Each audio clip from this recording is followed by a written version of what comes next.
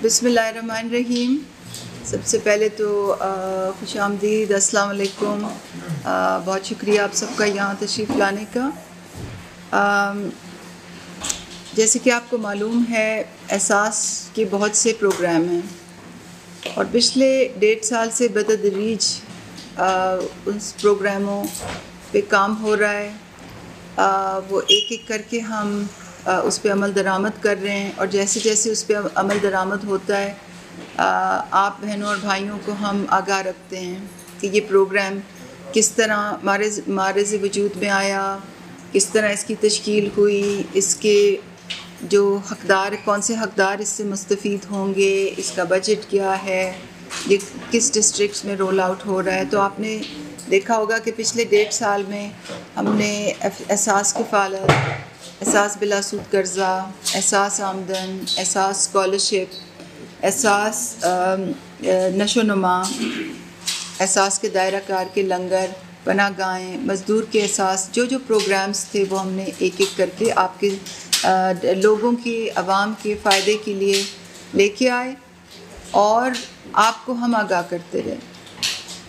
کل ایک نئے پروگرام کی آفیشیل اناؤنسمنٹ ہو رہی ہے۔ یہ پروگرام وسیلہ تعلیم جیسے کہ آپ جانتے ہیں 2012 سے چل رہا ہے، اور اس پروگرام کو اب ہم ملک گیر کر رہے ہیں، نیشن وائڈ کر رہے ہیں۔ تو اس پہ جو کام ہے وہ پچھلے 2 سال سے ہم کر رہے ہیں۔ ہماری ماشاءاللہ جو ہماری ٹیکنیکل ٹیم ہے اس نے اس پہ بہت محنت کی ہے۔ یہ پروگرام 2012 میں شروع ہوا تھا، 5 ڈسٹرکٹ سے شروع ہوا تھا۔ جب ہماری حکومت آئی تھی تو یہ 50 ڈسٹرکٹس میں چھوٹے اسکیل پہ کام کر رہا تھا۔ اس پروگرام میں کافی مسائل تھے، کافی پرابلمس تھے۔ سب سے پہلا مسئلہ تو یہ تھا کہ یہ بالکل پیپر بیسڈ تھا، سب کاغذ پہ چیز چلتی تھی، اور جو چیز کاغذ پہ چلتی ہے اس کے مسائل آپ کو معلوم ہیں۔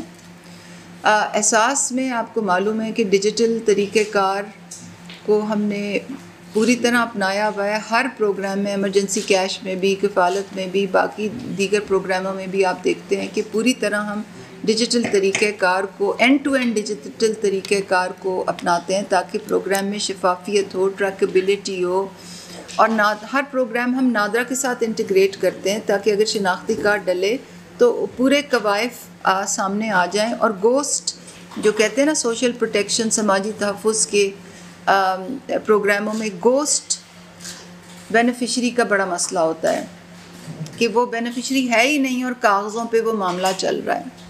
تو بات ہو رہی تھی پروگرام کے مسائل کی پہلے، اور میں نے جیسے کہ عرض کی، پیپر بیسڈ پروگرام تھا۔ ہماری ٹیمز کو بڑے مسائل آ رہے تھے، نمبر 1۔ نمبر 2 مسئلہ یہ تھا کہ یہ NGOs کے ذریعے چل رہا تھا، تو اس میں کارکردگی کے بھی بڑے مسئلے تھے اور آپریشنل کاسٹ کے بھی بڑے مسائل تھے۔ تیسرا مسئلہ یہ تھا کہ جو بچوں کو جو ہم وظیفہ دیتے تھے وہ بہت تھوڑا تھا، نہ ہونے کے برابر تھا، 750 روپے ان کو ملتا تھا، اور پروگرام بھی بہت چھوٹا تھا، بہت چھوٹے سطح پہ تھا۔ پچھلے 1.5 سال سے ہماری ٹیم نے، وسیلہ تعلیم کی ٹیم نے ماشاءاللہ بہت محنت کی ہے۔ سب سے پہلے تو یہ کہ ہم نے اپنا سسٹم خود بنایا ہے، اپنے لوگ ہائر کیے، موٹر سائیکلیں ہائر کی کہ ہم خود اس کی مانیٹرنگ کریں گے اور NGOs پہ ریلائنس نہیں کریں گے۔ تو اس کی جو آپریشنل کاسٹ ہے وہ 8% سے گر کے اب 3% پہ آ گئی ہے۔ تو پہلے تو یہ چینج ہوا ہے۔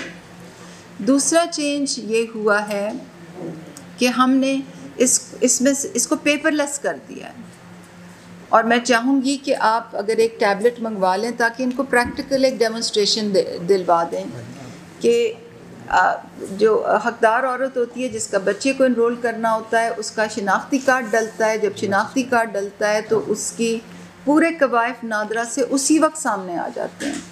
جب وہ سامنے آ جاتے ہیں پھر ہم اس بچے کا بے فارم انٹر کرتے ہیں، ہمیں تصدیق ہو جاتی ہے کہ واقعی یہی خاندان ہے، یہی حقدار عورت ہے، اسی بچے کا بے فارم ہے۔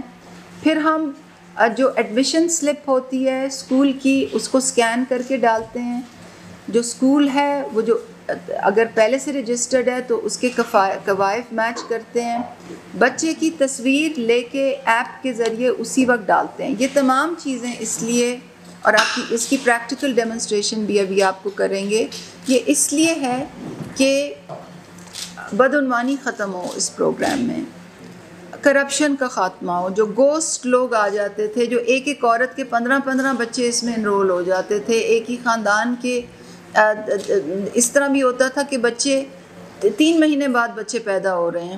اب یہ تمام چیز ختم. ریکارڈ میں تھا کہ ایک عورت کے 3 مہینے بعد بچہ ہے، کیونکہ اس نے اپنی دیرانی جٹھانیوں کے بھی بچے رجسٹر کیے ہوتے تھے.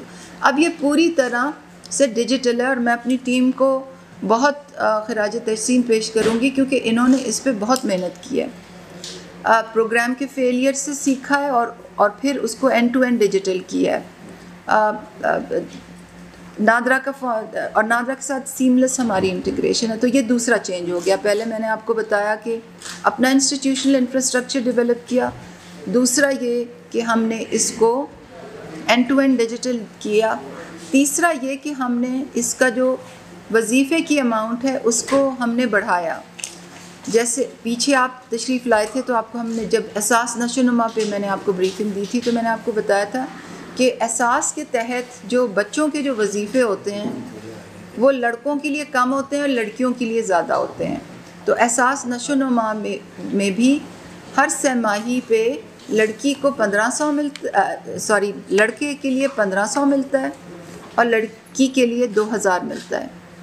تو اسی پالیسی کے تحت وسیلہ تعلیم کو جب ہم احساس کے دائرہ کار میں لے کے آئے تو ہم نے وہی پالیسی اپلائی کی. سہ ماہی بچیوں کو 2000 ملے گا اور بچوں کو 1500 روپے ملے گا. اور نشو نما پروگرام میں تو اسپیشلائز نیوٹریشن فوڈ جیسے آپ نے سنا تھا جب وہ کھاتے ہیں پھر وہ اس کے لیے وہ پیسے ملتے ہیں. یہاں بچوں کو اسکول بھیجنے کے لیے یہ پیسے ملیں گے.